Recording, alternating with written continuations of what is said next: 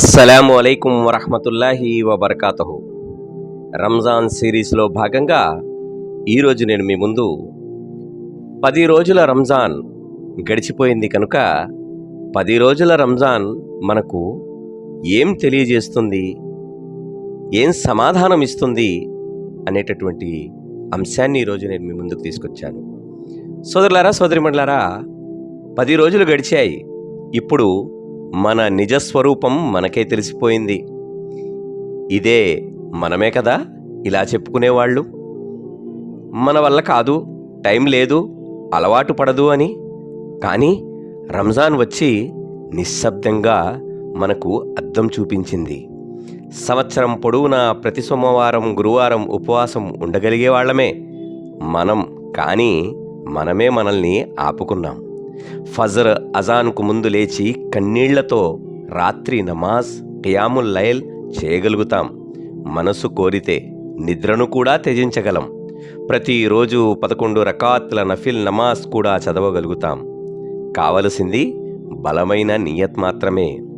ఎంత బిజీగా ఉన్నా కూడా ఖురాన్ చదవటానికి సమయం కేటాయించగలుగుతాం. మనసు నిజంగా ఖురాన్ను కోరుకుంటే. గౌరవంగా, మర్యాదగా, హయా అంటే లజ్జతో దుస్తులు ధరించగలుగుతాం. మన గుర్తింపు ప్రదర్శన కాదు, వినయమైతే. సంగీతం, అర్థం లేని మాటలు, చాడీలు లేకుండా కూడా జీవించగలుగుతాం. మన ఆత్మకు అల్లాహ్ జ్ఞాపకంలోనే శాంతి లభిస్తే. ఎన్నో కలలు, ఎన్నో ప్రణాళికలు, ఎన్నో ఇబాదతులను మనమే వదిలేశాం. ఎందుకంటే మనమే మనల్ని నమ్మించుకున్నాం, మన వల్ల కాదు అని. కానీ రంజాన్ వచ్చి మృదువుగా మన చెవిలో చెప్పింది, నువ్వు చేయగలవు. నిజంగా కోరుకుంటే అన్నీ చేయగలవు.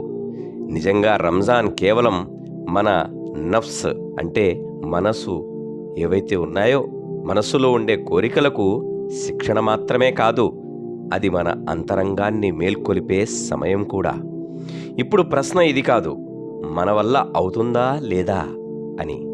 ప్రశ్న ఇది, రంజాన్ తర్వాత కూడా ఈ మేల్కునే హృదయాన్ని మనం బ్రతికే ఉంచుతామా? ఆలోచించండి సోదరులారా, సోదరిమణులారా. రంజాన్లో చేయగలుగుతున్నటువంటి ఆరాధనలు, రంజాన్లో చేయగలిగేటటువంటి ఏవైతే దాన ధర్మాలు, రంజాన్లో చదివేటటువంటి ఖురాన్ పారాయణం మిగతా నెలల్లో మనం ఎందుకు చేయలేకపోతున్నాం? ఒక్కసారి ఆలోచించండి. అల్లా మనకు స్థిరత్వాన్ని ప్రసాదించుగాక, మన హృదయాలను సన్మార్గంలో నిలబెట్టుగాక, రంజాన్ వెలుగును సంవత్సరం పొడవునా మనతో ఉంచుగాక. ఆమీన్. వాఖిరు దావానా అల్హమ్దులిల్లాహి రబ్బిల్ ఆలమీన్. అస్సలాము అలైకుం వరహ్మతుల్లాహి వబరకాతుహు.